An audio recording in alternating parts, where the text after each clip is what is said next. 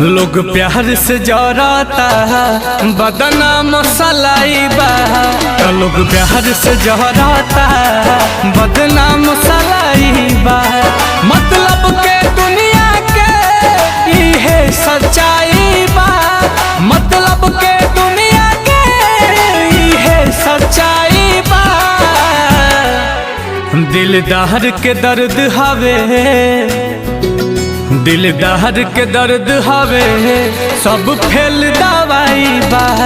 लोग प्यार से जराता बदना मसलाई बा।